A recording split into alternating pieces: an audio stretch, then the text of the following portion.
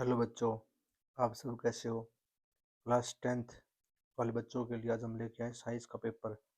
जो पेपर कब हुआ था? 2023 में हुआ था। कब हुआ था? 23 में हुआ था। ऐसे ही पैटर्न के अनुसार आपका पेपर 2025 में देखने को मिलेगा और कुछ क्वेश्चन रिपीटेड होंगे जो यहीं से आपको सेम देखने को मिलेंगे।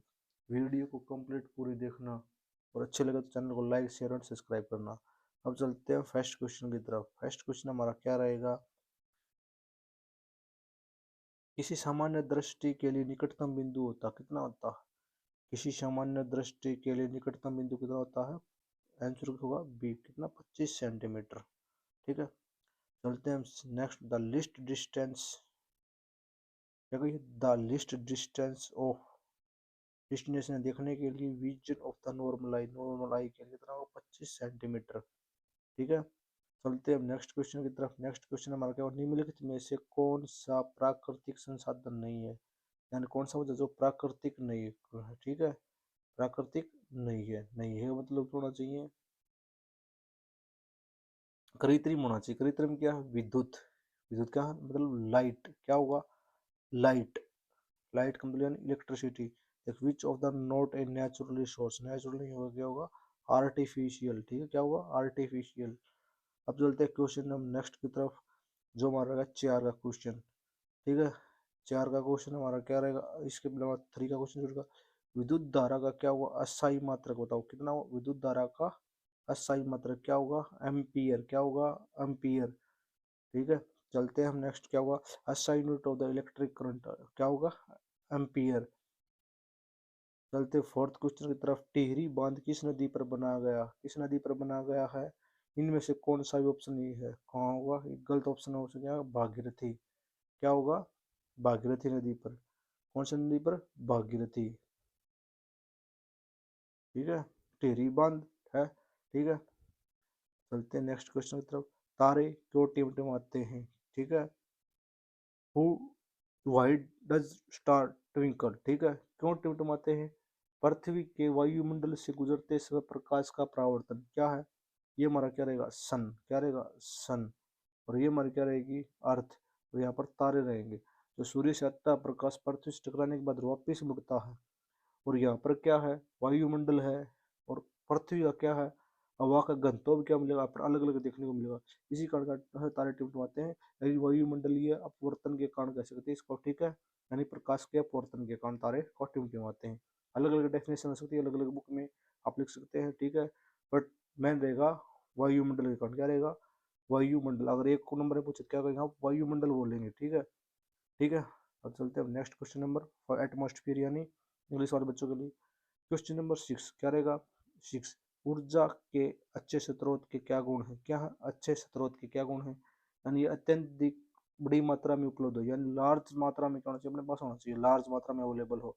ठीक है, और क्या रहेगा? सस्ता होना चाहिए। क्या होना चाहिए? सस्ता मतलब कम प्राइस, लोएस्ट प्राइस का होना चाहिए। ठीक है, और थर्ड क्या रहेगा इसमें? परिवहन भंडारण आसानी से होना चाहिए, यानी परिवहन यानी इसका ट्रांसपोर्ट आसानी से कर सके और स्टोरेज भी क्या हो सकता है? आसानी से कर। तीनों पॉइंट क्या होना चाहिए? हमें अच्छे से याद होना चाहिए। तीनों पॉइंट क्या होना चाहिए? अच्छे से। पहला पॉइंट क्या होगा? बड़ी मात्रा में यानी लार्ज। ठीक है, लार्ज यानी क्या होगा? बड़ी मात्रा में क्या होना चाहिए? उपलब्ध होना चाहिए। ठीक है, और क्या होना चाहिए?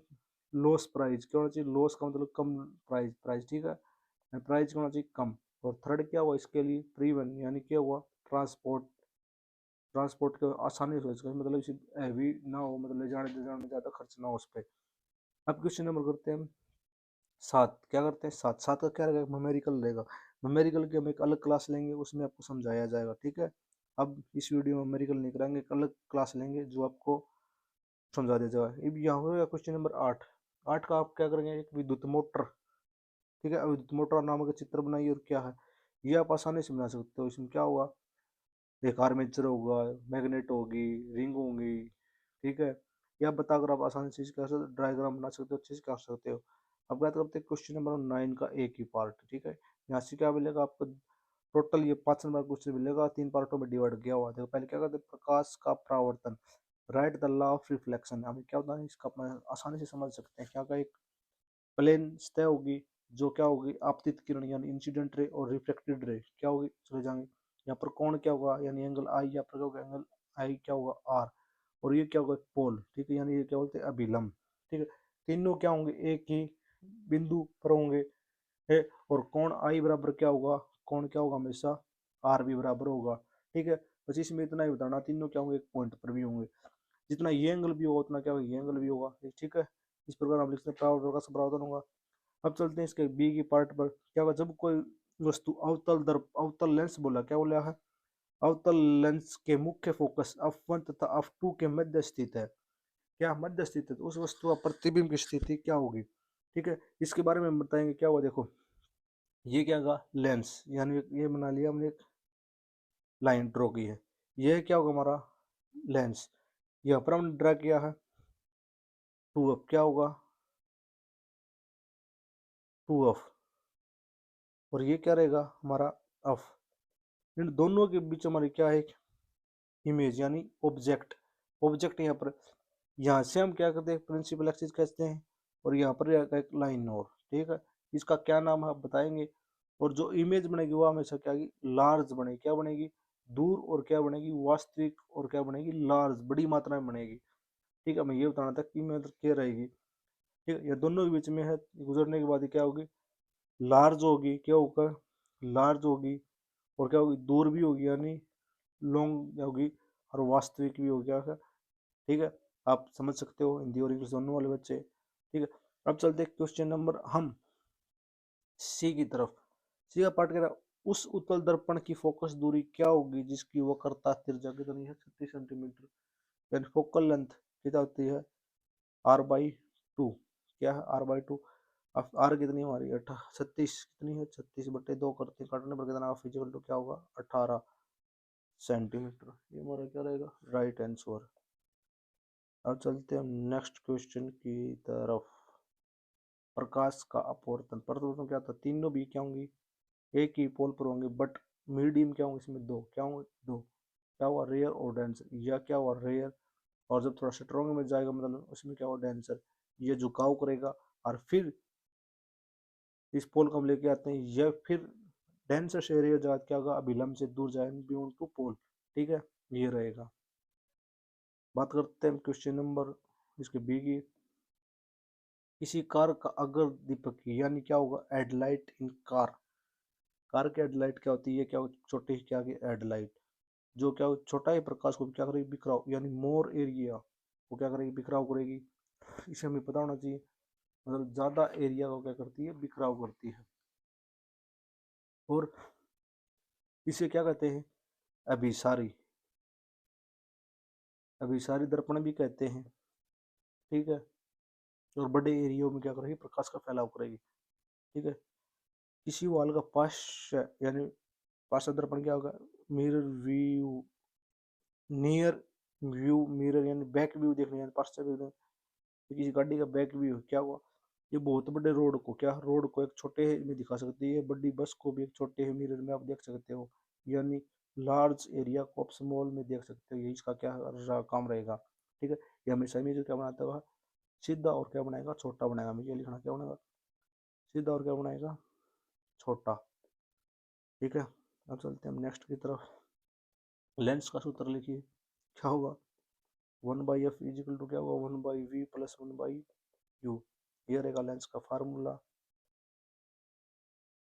क्वेश्चन नंबर 10 को आप आसानी से कर सकते हो, यानी क्या होगा, समतुलित रासायनिक समीकरण को क्या करना, आप हल करना सही नहीं, इसमें क्या हो राइट आंसर क्या होगा, बी होगा इसके लिए।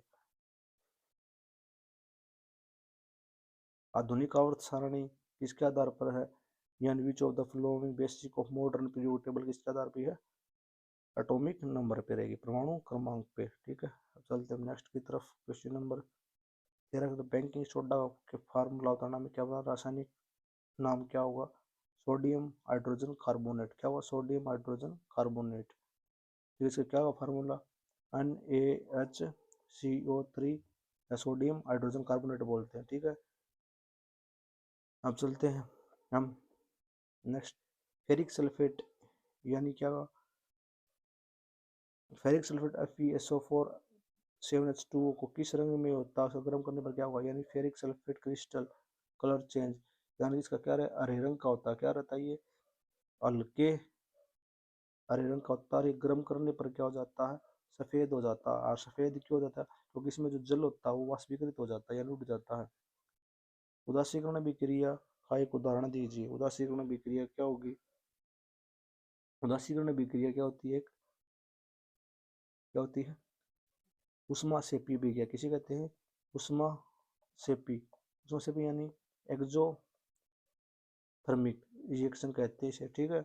और यह अम्ल और अक्षार यानी एसिड और बेस के दोनों में साथ रिएक्शन करती है, ठीक है। यानी अम्ल और जड़ दोनों मिलकर उदासीकरण अभिक्रिया बनाते हैं। ऑक्सीजन का परमाणु क्रमांक 8 है और सल्फर का क्या है? 16 है। यह पीरियोडिक टेबल का क्वेश्चन जो आपके सिलेबस में नहीं है, बट आप बता देते हैं 8। यह क्या है? अधातु है। यह भी क्या है? अधातु है। इसका करेंगे तो दो क्या? 2 और 6 का करेंगे तो 2 8 और क्या हुआ? 6, ठीक है। दोनों क्या सेम रहेंगे। ये उभयधर्मी ऑक्साइड क्या होते हैं? उभयधर्मी ऑक्साइड यानी क्वेश्चन नंबर 16 यानी एम्फोथेरेटिक ऑक्साइड। एम्फोथेरेटिक ऑक्साइड क्या हुआ? जो हम समझ सकते हैं जो अम्ल तथा लवण दोनों के साथ क्या करते हैं? अभिक्रिया क्या करेंगे? एसिड और बेस के साथ दोनों के साथ क्या करेंगे? अभिक्रिया करते हैं। यानी इसका मिल्क ऑफ मैग्नीशिया बोलते हैं या एल्यूमिनियम ऑक्साइड। ये रहेगा इसका एग्जाम्पल Al2O3। और जिंक ऑक्साइड क्या बोलेंगे? Zn। ये क्या रहेंगे? इसके दो एग्जाम्पल रहेंगे। एग के तन्यता तौरता यानी मेल्टिबिलिटी, ये पीट कर क्या बनाया जा सके? चादर। किसकी होगी? है एल्यूमिनियम की। और डक्टाइल क्या होगी? तन्यता। तो ऐसे क्या बनता? तार। और तार किसका बना जा सकता है? सोने का। ये दोनों इसके क्या रहेंगे? आंसर रहेंगे। क्वेश्चन नंबर 17 कौन से मैंने इन समीकरणों को क्या करना? मेरी विक्रिया को क्या करना? पूरा करना। आप सभी का क्या करेंगे? आंसर कमेंट में करेंगे, ठीक है। बेंजीन की एक संरचना बनाइए। क्या बनाएंगे? संरचना बना सकते हैं इस प्रकार। क्या होगा? ये बेंजीन होगा। क्या होगा? बेंजीन होगा। ये 6 कार्बन क्या होंगे? बल्ले में जुड़े होंगे, ठीक है। विशेष का निर्माण क्या होता है? केमिस्ट्री का इंपॉर्टेंट क्वेश्चन है ये, ठीक है। कार्बोनेट्स कंपाउंड का क्वेश्चन रहेगा ये, हर बार पेपर में रिवीजन होता है, ठीक है। रिवाइज होता है ये। अब चलते हैं नेक्स्ट। ये भी आप क्या करेंगे? जो आप क्या करेंगे अच्छे से कंप्लीट करके बताएंगे, ठीक है। नामांकन और complete. Which of the addition reaction of example? Addition reaction के चैप्टर नंबर फर्स्ट, ठीक है। केमिकल रिएक्शन का आपको इसमें 3 से 4 टाइप की इक्वेशन करने पड़ेंगे, ठीक है। एडिशन होगा, ऑक्सीडेशन होगा, रिडक्शन होगा, डबल डिस्प्लेसमेंट, डिस्प्लेसमेंट, ये करने होंगे। बेंजीन संरचना का हमने बता ही दिया आपको। कौन सी ग्रंथि इंसुलिन स्राव करती है? यानी विच सेक्रेट क्या करेगी? विच सेक्रेट इंसुलिन। कौन सी करेगी? अग्नाशय यानी पेनक्रिएटिक, ठीक है। क्या करेगी? पेनक्रिएटिक। अब चलते हैं नेक्स्ट क्वेश्चन की तरफ। बहुखंड होता है यानी मल्टीपल फ्यूजन किस में होता है? अमीबा में। किस में होता है? अमीबा। मल्टी फ्यूजन किस में होता है? अमीबा में। और कौन कौन से होते हैं इसमें? प्लेज्मोडियम होता है। और कौन से होते हैं? जल्दी जल्दी करूंगा। वो कौन कौन से होते हैं? प्लेज्मोडियम होता है, शैवाल होता है, अमीबा होता है। क्या होते हैं? प्लेज्मोडियम, ठीक है। क्या होता है? शैवाल। और एक क्या होगा? ये अमीबा, ठीक है। 2 से 3 आप नाम याद रखिए। कौन सा एक प्राकृतिक परितंत्र है? प्राकृतिक मतलब क्या? नेचुरल होना चाहिए। कौन सा होना चाहिए? नेचुरल। नेचुरल कौन सा रहेगा? तालाब यानी पौंड, ठीक है। अब चलते क्वेश्चन नंबर 21 की तरफ। CFC का विस्तार क्या? क्लोरोफ्लोरोकार्बन होता है ये, ठीक है। किस किस से बना होता है ये? 3 चीजों से बना होता है। क्या आदमी इसका याद रखना चाहिए? क्लोरोफ्लोरोकार्बन किससे बना होता है? 3, क्लोरीन, फ्लोरीन और कार्बन से। किससे? कार्बन, क्लोरीन और फ्लोरीन, ठीक है। फ्लोरीन पूरा लिख देते हैं, ठीक है। संरचना मेरुरज्जु को रक्षित करती है। ये आपको दोनों एक नंबर है। मेरुरज्जु से कौन रक्षा करती है? कौन रक्षा करती है? ये थोड़ा नाम अट पड़ेगा। केशु सुदृढ़, ठीक है। ये नाम रहेगा हिंदी में। उसका नाम लिखोगे आप इंग्लिश में तो वर्बल वर्टिब्रल कॉलम रहेगा, ठीक है। वर्टिब्रल कॉलम रहेगा। केंद्रीय तंत्र तंत्र का विभिन्न भागों में किसके कार्य करता है? करती है? बस ये हमें याद रखना, जो मस्तिष्क से दोबारा मैसेज मिलती है पूरी बॉडी तक पहुंचाने का काम करता है केंद्रीय तंत्रिका तंत्र। यानी मस्तिष्क ने कौन कार्य को मैसेज भेजता है अपने हाथ तक या पैर तक, जो कार्य का भेजता हो कौन होता है? केंद्रीय तंत्रिका तंत्र का। राज्योत्सव बिठान संगठन के बारे में जो फॉर्मेशन ये आप लिख सकते हो आराम से। उस सब और मध्य जनांग के 3 आप कर सकते हो। हिंदी वाले बच्चों के लिए बताते हैं क्या होगा? वर्ती का, ठीक है। वर्ती का और क्या होगा? अंडाशय या स्टिग्मा, स्टाइल, ओवरी। ये क्या रहेगा? तीनों नाम इनके बारे में आप बता सकते हो। मेंडल द्वारा प्रयोग कैसे पता चलता है कि स्वतंत्र लक्षण थे, यह अब आपके सिलेबस में नहीं है। मानव उत्सर्जन तंत्र का पूर्ण कर सकते हो, यानी कि आप किडनी का करना, किडनी की आपकी यूनिटी न्यूरॉन बोलते हैं। ठीक है, यहाँ इसके और में आप ये मिलेगा सजीव अपना भोजन किस प्रकार तैयार करते हैं, आप ये कर सकते हैं। ठीक है, वीडियो अच्छी लगे तो प्लीज लाइक करना, चैनल को शेयर करना और सब्सक्राइब करना। धन्यवाद दोस्तों। हाँ, कल लेके आएंगे आपके लिए क्लास फिजिक्स की। क्या रहेंगे? फिजिक्स की। शाम को 8 बजे लाइव होंगे, जिसमें आपको 70 टॉप एमसीक्यू क्वेश्चन देखने को मिलेंगे। सभी लाइव आना। धन्यवाद।